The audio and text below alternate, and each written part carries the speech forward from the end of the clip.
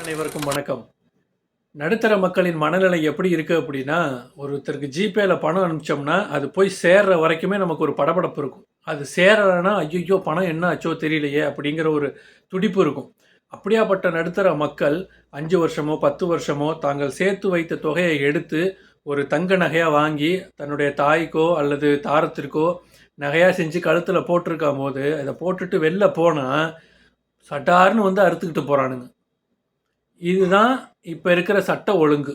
என்னடா நீ எதுக்கு எடுத்தாலும் திமுகவே குறை சொல்லுவியா? ஆட்சி அதிகாரத்தை குறை சொல்லுவியான்னு கேட்டா, ஆமா. ஏன்னா இங்க செயின அறுத்துட்டு போனதுக்கப்புறம் என்ன நடக்கும்? பொதுஜன மக்கள் காவல் நிலையத்துக்கு போவாங்க, புகார் குடுப்பாங்க. காவலாளத்திலும் வந்து அந்த புகார எடுத்துக்கிட்டு தேடுவாங்க. கிடைச்சா கிளைம் பண்ணி அந்த நகைய திருப்பி எடுத்து குடுப்பாங்க. அதுவும் ஹேண்ட் ஓவர்ல பார்த்தீங்கன்னா, அதே நகை கிடைக்கிறது ரொம்ப கஷ்டம். இல்லன்னா அதுக்கு ஈடா வேற நகைகள குடுத்து ஈடு பண்ணுவாங்க. இதுதான் நடக்கும். இதுக்கு சில காலங்கள் ஆகும். அதுவரைக்கும் இந்த கஷ்டப்பட்டு நகை வாங்குன மக்கள் பொறுத்திருக்கணும்.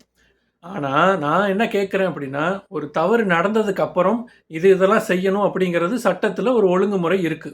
இந்த தவறு நடக்காம இருக்கிறதுக்கு இந்த அரசாங்கம் என்ன செஞ்சுது? அதுதான் சட்ட ஒழுங்கு கையில வச்சுக்கக்கூடிய முதலமைச்சருக்கு ஒரு முக்கிய கடமை. தப்பு நடக்குங்க. நடந்ததுக்கு அப்புறம் நாங்க நடவடிக்கை எடுப்போம் அப்படின்னா, அதுக்கு நீங்க எதுக்கு?